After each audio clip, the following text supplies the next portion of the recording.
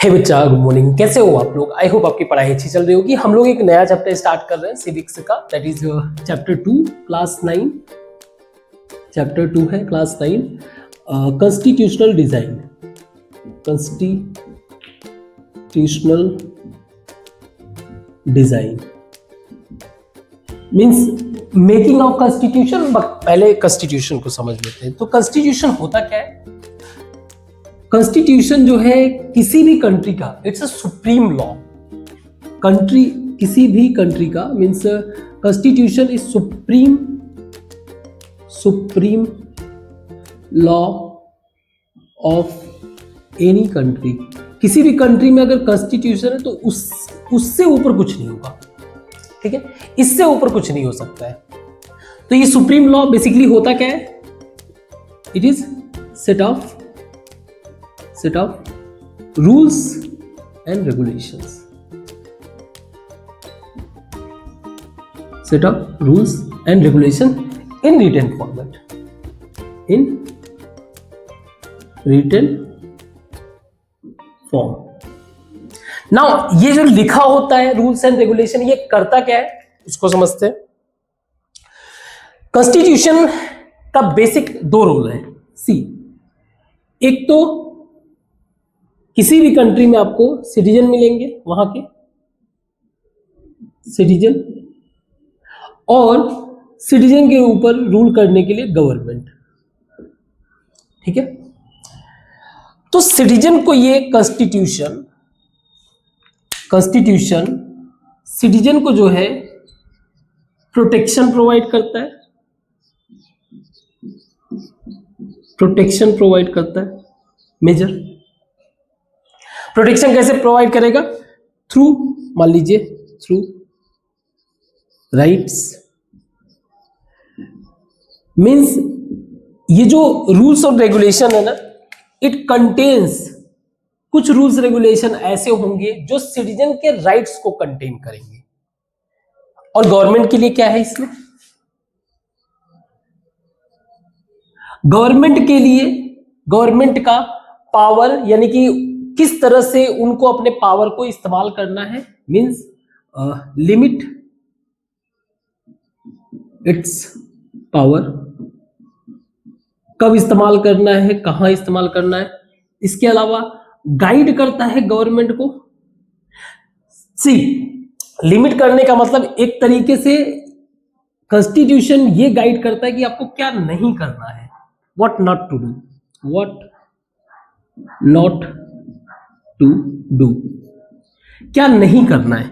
वहीं गाइड करने का मतलब व्हाट टू डू, क्या क्या आप कर सकते हो।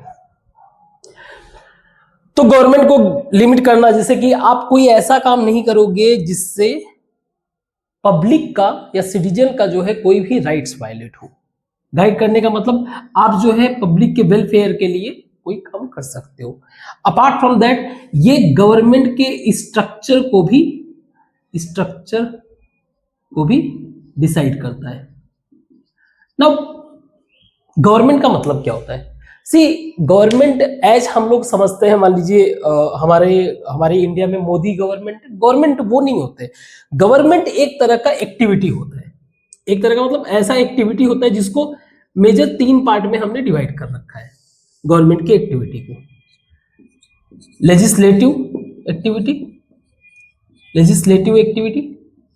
एग्जीक्यूटिव एक्टिविटी और जुडिशियरी, ठीक है? जुडिशियरी। नाउ लेजिस्लेटिव का काम क्या है? लॉ मेकिंग का। लॉ बनने के बाद, जब लॉ एक बन जाता है, फिर वहां पे एग्जीक्यूटिव होते हैं 2 तरीके के। एक होते हैं टेम्पररी, एक होते हैं परमानेंट। तो टेम्पररी का मतलब हो गए आपके मिनिस्टर्स, इंक्लूडिंग प्राइम मिनिस्टर्स, और परमानेंट जो एग्जीक्यूटिव हो गए वो आपके हो गए जो ऑफिसर्स है, गवर्नमेंट ऑफिसर्स, ठीक है? Government officer. और इन सबके हेड कौन होते हैं? प्रेसिडेंट। तो ये गवर्नमेंट का स्ट्रक्चर है। तो ये भी क्या कौन डिसाइड कर रहा है? कॉन्स्टिट्यूशन ही डिसाइड करता है। अब सोच के देखो, आप इसको फील करो। मान लीजिए मोदी जी को हम अपने एग्जांपल ले लेते हैं। हमारे गवर्नमेंट में मोदी जी प्राइम मिनिस्टर हैं, है ना? Modi ji prime minister. जब हम लोग Modi ji as A PM देखते हैं, प्रधानमंत्री देखते हैं, तो वो किसके पार्ट हुए? एग्जीक्यूटिव के पार्ट। ठीक है। जब हम लोग पीएम मोदी जी को लेजिस्लेटिव में बैठे हुए देखते हैं, तो ये एक मेंबर ऑफ पार्लियामेंट की तरह है, मेंबर ऑफ पार्लियामेंट। क्लियर है? अब समझो इस बात को। हमारे कंट्री में या कॉन्स्टिट्यूशन कैसे इंश्योर कर रहा है पब्लिक के राइट्स को? डेमोक्रेसी में, किसी भी डेमोक्रेटिक कंट्री में जो है कॉन्स्टिट्यूशन होना इसलिए ज्यादा जरूरी है क्योंकि ये कॉन्स्टिट्यूशन ही है जो गवर्नमेंट को लिमिट कर। सपोज इन्होंने एक लॉ बनाया, ठीक है, गवर्नमेंट ने एक लॉ बनाया और लॉ ऐसा है जो सिटीजन के राइट्स को वायलेट करे। ठीक है, सिटीजन के राइट्स को वायलेट करे, तो ये व्यक्ति, मान लीजिए ये पर्सन है, ये डायरेक्टली कोर्ट में जा सकता है, ठीक है, कि ये मेरा फंडामेंटल राइट वायलेट हुआ है। तो कोर्ट के पास रेफरेंस क्या है? कॉन्स्टिट्यूशन। कोर्ट का रेफरेंस क्या है? कॉन्स्टिट्यूशन। कॉन्स्टिट्यूशन। अब आप ये सोचो, ऐसा नहीं है कि जो है पीएम से बड़े जो है जुडिशियरी, बिल्कुल भी नहीं, या पीएम से बड़े जो है लेजिस्लेटिव है या पार्लियामेंट जिसको आप बोल रहे हो। दैट इज द रीजन हमारा ये पूरा स्ट्रक्चर जो है प्रॉपर तरीके से वर्क करता है। तो अगर किसी भी तरीके से वायलेट करेंगे तो कॉन्स्टिट्यूशन के रेफरेंस लेते हुए उस लॉ को क्या कर दिया जाएगा? कैंसिल कर दिया जाएगा, नल एंड वॉइड कर दिया जाएगा। ठीक है, तो सिग्निफिकेंस ऑफ कॉन्स्टिट्यूशन बहुत ज्यादा है।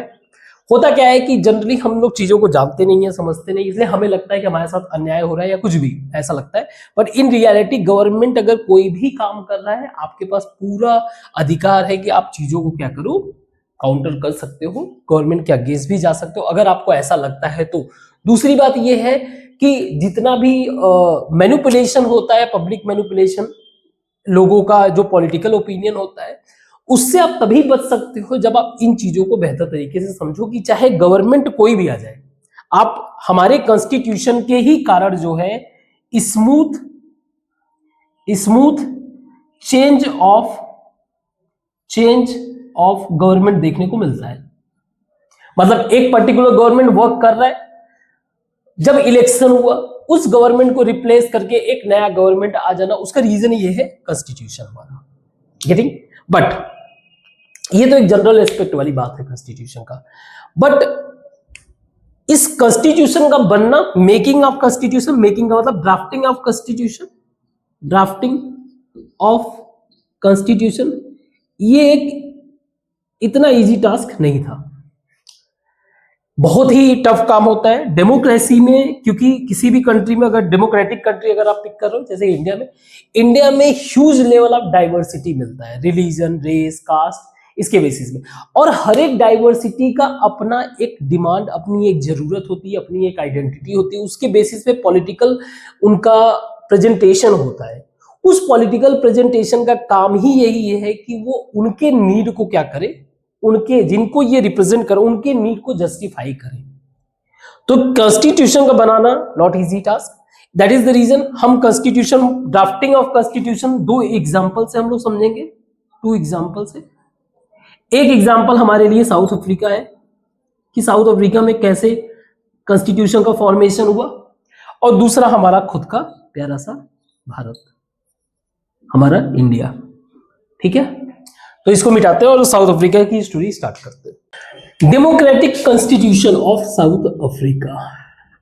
डेमोक्रेटिक कॉन्स्टिट्यूशन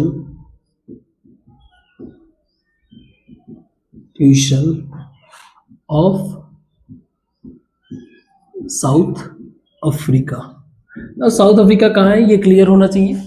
ये हमारा अफ्रीका है ना, ये हमारा इंडिया चला जाएगा, चलो छोड़, यहां पे आपका साउथ अफ्रीका है, ये क्लियर होना चाहिए। लोकेशन ज्यादा क्लैरिटी देता है हमारे अंडरस्टैंडिंग को। खैर, डेमोक्रेटिक कॉन्स्टिट्यूशन वहां पे फॉर्म कैसे हुआ, बट उसके पहले हम वहां का सिनेरियो समझते हैं कि वहां चल क्या रहा है। ठीक है, तो साउथ अफ्रीका में मीन्स यहां पर साउथ अफ्रीका में एक there was an administrative system. वहां पे एडमिनिस्टर करने के लिए एडमिनिस्ट्रेटिव सिस्टम था, जिसको बोला जाता था एडमिनिस्ट्रेटिव मेथड कह लो, सिस्टम कह लो, ठीक है, जिसको बोला जाता था अपार्थाइड सिस्टम।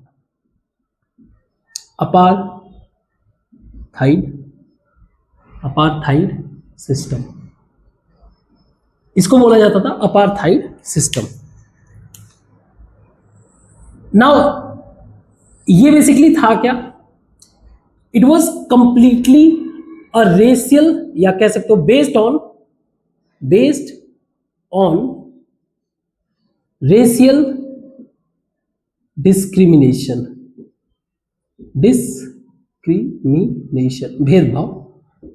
भेदभाव। नाउ रेशियल, ये भी देखो, जो भी आप शब्द पढ़ते हो उसका क्लियर विजुअलाइजेशन होना चाहिए। ठीक है, रेशियल का मतलब क्या है? रेशियल का मतलब जो अपीयरेंस में डिफरेंट हो, अपीयरेंस में डिफरेंट हो,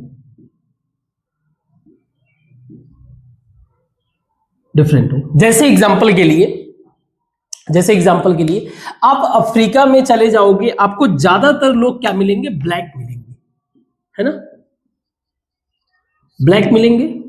अगर आप चाइना वाले एरिया में चले जाओ, ऊपर चले जाओ, चाइना वाले एरिया में ज्यादातर ऐसे मिलेंगे जो जिनकी नाक थोड़ी सी जो है तो उनको बोलते हैं मंगोलॉइड। इसके अलावा अगर आप यूरोप में चले जाओ तो यहां पे व्हाइट पीपल मिलेंगे, है ना, यूरोपियन कंट्रीज में, ठंडे प्रदेश में। ये अपीयरेंस से ही अगर डिफरेंट दिख रहे हो उसको बोलते हैं रेशियल। तो रेशियल जो व्यक्ति जहां पे पैदा होता है वहां का जियोग्राफी का बहुत बड़ा रोल होता है, दैट इज द रीजन उनका अपीयरेंस समथिंग डिफरेंट हो जाता है। नाउ यही तो बात है कि जब हम लोग नॉलेज हमें नहीं होता है तो हम बाय डिफॉल्ट जो है कहीं ना कहीं किसी न किसी पॉइंट ऑफ व्यू से डिस्क्रिमिनेट करते रहते हैं। या तो जैसे कोई कभी कभी अपने शब्द में, जैसे मान लीजिए आप पंजाब, हरियाणा या फिर मुंबई के हो तो किसी को आप बिहारी सिंबोलाइज कर रहे हो, किसी को आप जो है चाइनीज सिंबोलाइज करो। ये शो करता है आपका लेवल ऑफ नॉलेज कि वो जीरो है। खैर, यही सब बेसिक लर्निंग होता है। खैर, बेस्ड ऑन रेशियल डिस्क्रिमिनेशन, तो ये रेशियल डिस्क्रिमिनेशन था जिसके अंतर्गत व्हाइट थे, white Europeans considered as ruling class, मतलब ये रूल करेंगे। और जो नॉन वाइट इनको कंसीडर किया जाता था inferior.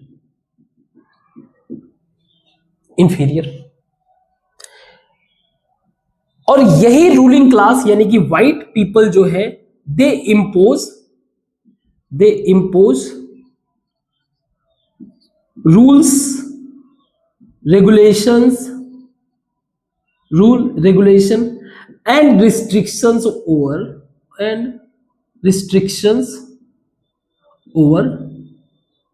Over non white people.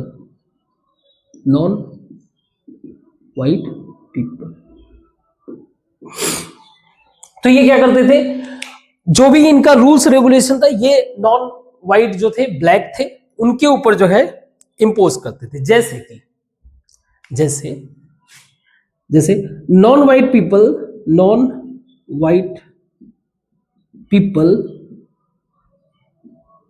No vote, इनके पास कोई वोटिंग राइट्स नहीं होगा,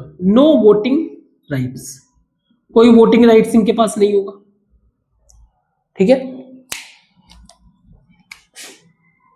इनको तब तक वर्क नहीं मिलेगा, काम तब तक नहीं मिलेगा जब तक इनको परमिट नहीं मिलेगा। या फिर ऐसे कह लो कि इनका रिस्ट्रिक्शन है कि ये व्हाइट एरिया में जा सके। Not allowed to enter in white people's area. अब अगर जा भी रहे हैं, तो इनको एक सर्टेन परमिट चाहिए। So without permit no work. किसी भी तरीके का काम आपको नहीं मिलेगा जब तक आपके पास परमिट ना हो प्रॉपर। परमिट कौन देगा? यही वाइट पीपल, क्योंकि ये क्या है? ये हमारे रूलिंग क्लास है, ठीक है। इनको वर्क का परमिट नहीं है। इनके लिए फॉर देम सेपरेट स्कूल, इनके लिए स्कूल सेपरेट है, बसेस सेपरेट है, हॉस्पिटल सेपरेट है, इवन जो बीचेस वगैरह एंजॉय करना रहता है वो भी सेपरेट है, बीचेस एक्सेट्रा, ये सारी चीजें सेपरेट है। अब अगर ये प्रोटेस्ट भी करना चाहें वाइट ब्लैक पीपल, तो वो प्रोटेस्ट भी नहीं कर सकते। Means even not allowed to protest. अगर आप इस पूरे सिस्टम को देखो, यू विल फाइंड कि this system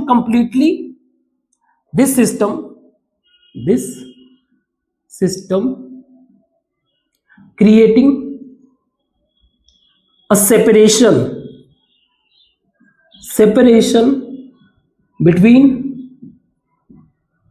between white and black people। इसीलिए इसको क्या बोला गया? इसीलिए इसको बोला गया कि सिस्टम ऑफ सेपरेशन। इसलिए नोन एज, ये सिस्टम को बोला गया known as system of separation is segregation. Now segregation मतलब अलग करना। ये पूरी तरीके से किस चीज पे बेस्ड है? अलग करने के मेथड पे बेस्ड है, सिस्टम ऑफ सेग्रीगेशन। गुड। तो क्या इन लोगों ने प्रोटेस्ट नहीं किया? सी, अगर आप हिस्ट्री उठा के देखो तो लगभग 15वीं 16वीं शताब्दी से 15-16 सेंचुरी से यूरोपियन एक्सपीडिशन शुरू हो गया था। मींस ये लोग आके अफ्रीका वगैरह में बस गए थे। लोगों ने प्रोटेस्ट भी किया, लेकिन इनका प्रोटेस्ट द स्ट्रगल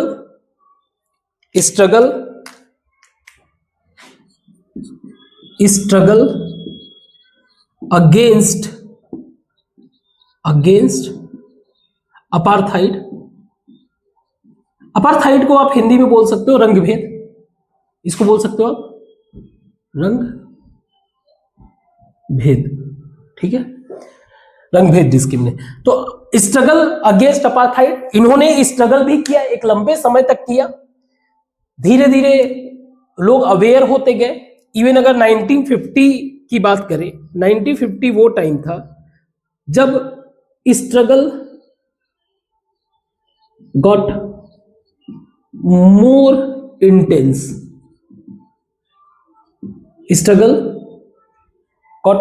बहुत ज्यादा इंटेंस हो गया। इस दौरान इनकी एक पार्टी हुआ करती थी जिसका नाम था अफ्रीकन नेशनल कांग्रेस।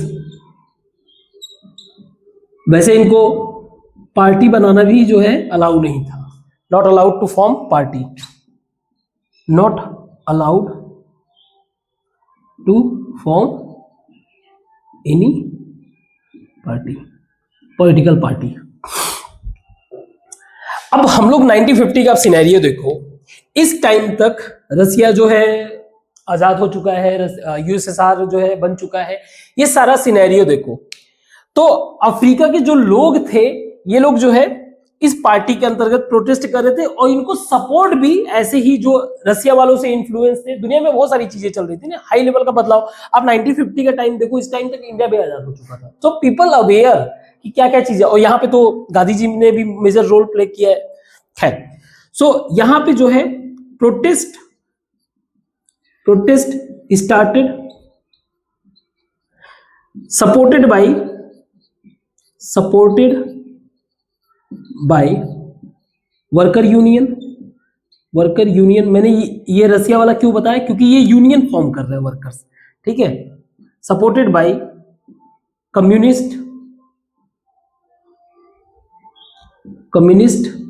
पीपल, जो communist people, communist ideology, again Russia से इन्फ्लुएंस, एंड इवन जो कुछ व्हाइट पीपल थे वो भी इनको सपोर्ट कर रहे थे, even some white people also supporting their cause, supporting their, simple रखते हैं, मूवमेंट, इनके मूवमेंट को व्हाइट पीपल भी प्रॉपर वे से सपोर्ट कर रहे थे। बट इसके बदले में इन लोगों ने क्या किया, व्हाइट पीपल ने यानी रूलिंग क्लास ने, against them, against them, against them, government arrested many leaders, बहुत सारे लोगों को इसने अरेस्ट किया, suppress people, arrested and send, ये भी लिख सकते हैं, and send them in jail, कईयों को सप्रेस किया, है ना, and sometime killed, and many got killed, many people died,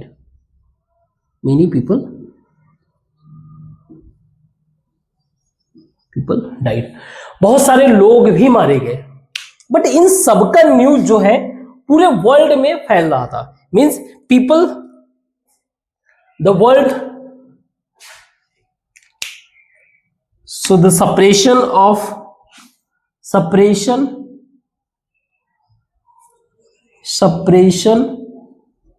under apartheid system get spread over the to the entire world। इसके बारे में लोग भी यानी पूरी दुनिया में लोग जानने लगे, एंड मेनी कंट्रीज, बहुत सारे ऐसे कंट्रीज थे, many countries declared apartheid system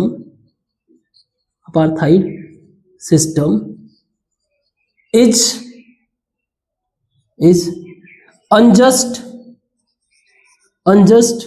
and racist।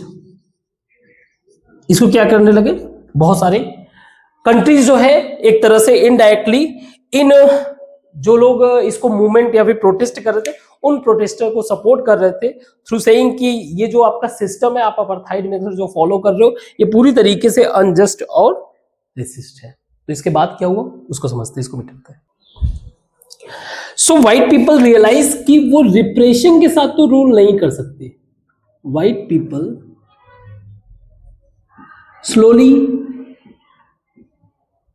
slowly and gradually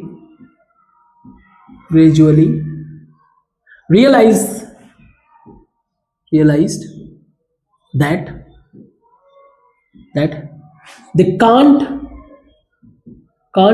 rule with repression। मतलब आप जोर जबरदस्ती रूल नहीं कर सकते पीपल के ऊपर, ठीक। तो इन्होंने फिर पॉजिटिव स्टेप्स भी लेने शुरू किए, मींस जितने भी डिस्क्रिमिनेटरी लॉ था they started to discriminatory laws धीरे धीरे रिमूव होने लगे। स्पेशली जब इंटरनेशनल प्रेशर आया ना तब ये सारी चीजें होने लगा। डिस्क्रिमिनेटरी लॉज को रिमूव कर दिए, जो भी बैन लगा था, remove ban from political parties,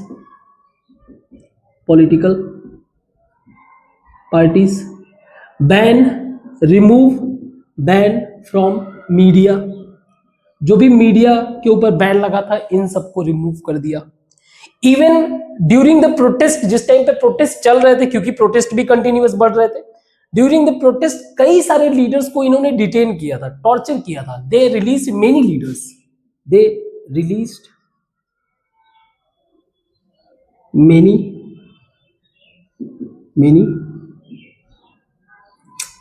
क्या हो जाता है मुझे, मेनी लीडर्स। उन्हीं में एक लीडर थे हमारे Nelson Mandela ji, Nelson Mandela जी,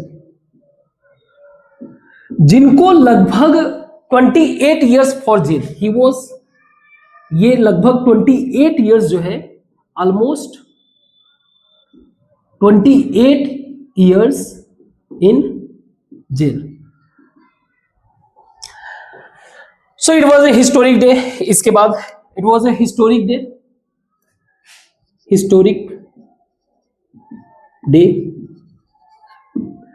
26 अप्रैल 1994। आप इमेजिन कर सकते हो कितना कम, 1994 कब की बात है, मुश्किल से आज से लगभग 30 इयर्स एगो। 26 अप्रैल 1994 को एक नया फ्लैग, न्यू फ्लैग अनफोल्ड, एक नया flag, and he became, he मतलब Nelson Mandela ji became first black president of democratic South Africa. इन्होंने एक बात बोला, व्हाट ही सेड, इसको समझो आप। इन्होंने कहा कि, और बहुत इंपॉर्टेंट ये बात है, इसको समझो आप। वी सक्सीडेड, वी मतलब एग्जैक्ट मैं वर्डिंग नहीं वो कर रहा हूं, बस समझने के लिए, we succeeded in negotiation with our historic enemies. हम लोग जो है अपने हिस्टोरिक एनिमीज से नेगोशिएट करने में सक्सेस हुए। फॉर किस बात के लिए? For peaceful transition of apartheid, peaceful transition from apartheid system to democracy. बहुत ही शांति से हम लोगों ने अपार्थाइड सिस्टम से डेमोक्रेसी में आ गए। क्यों? Because we believe each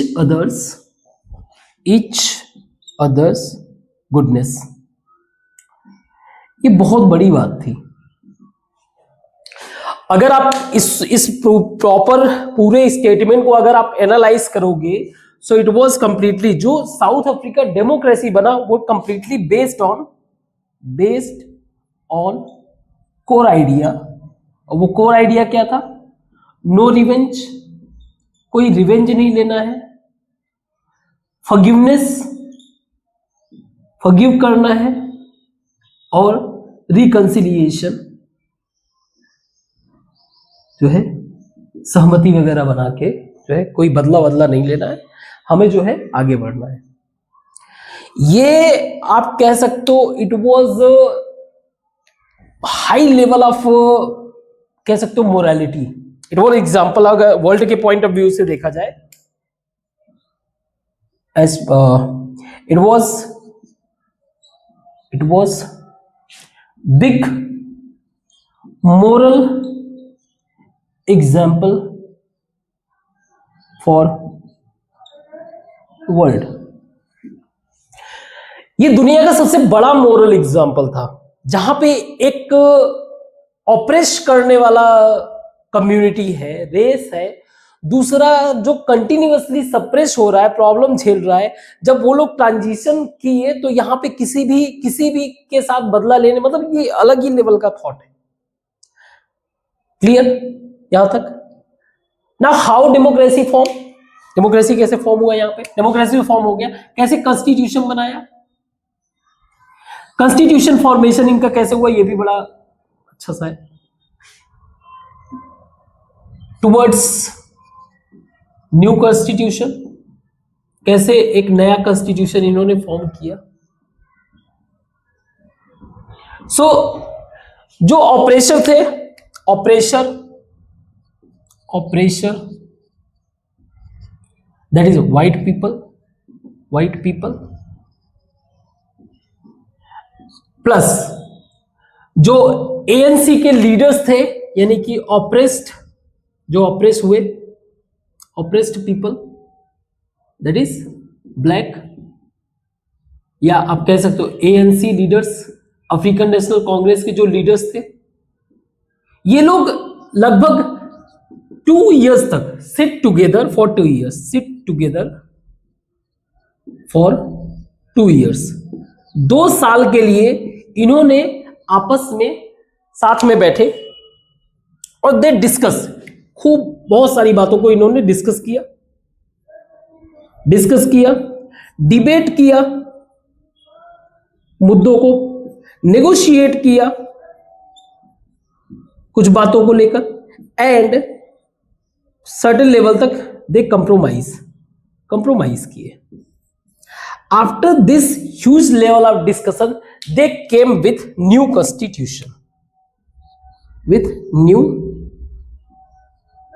constitution,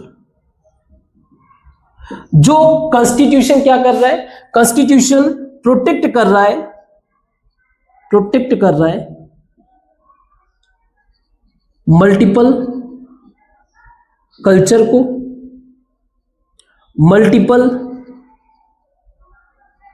multiple race को, सिटीजन्स के फंडामेंटल राइट्स को,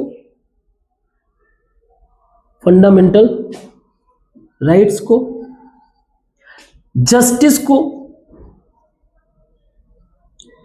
को एंड मेनी, इस तरीके से मेनी चीजें आप कह सकते हो, ये प्रोटेक्ट कर रहा है constitution. That is the reason, क्योंकि ये मल्टीपल रेस और मल्टीपल कल्चर को भी प्रोटेक्ट कर रहा है, that is the reason South Africa को बोला गया, South Africa considered as rainbow nation,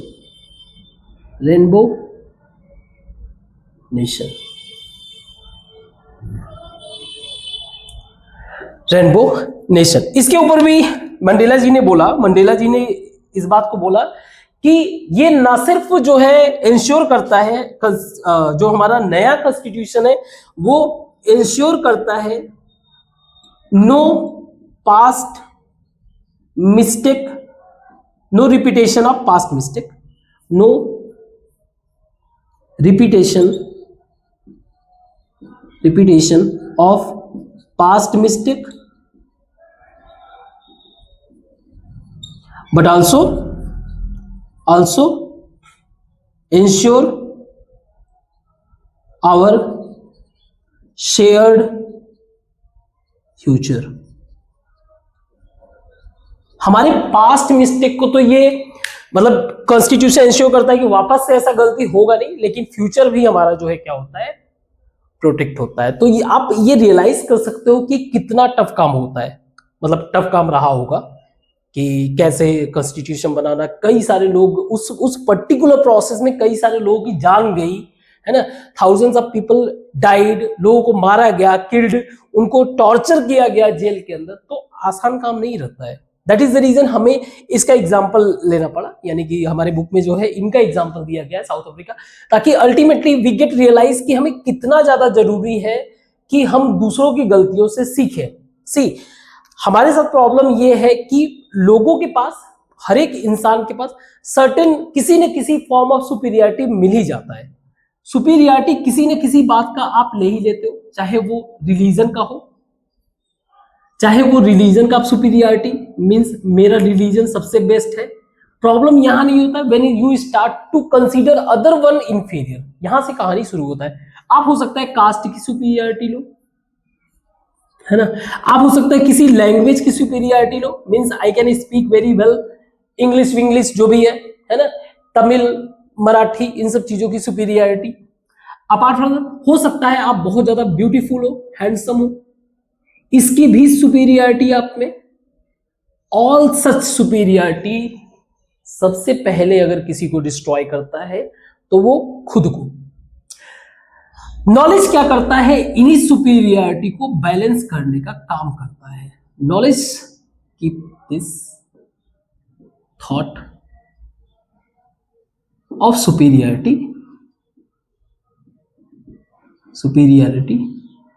balance. ये लिखना उखना नहीं है, ठीक है, बस समझना है, ठीक है, ये बिल्कुल भी उसमें नहीं, बट अंडरस्टैंड करना है।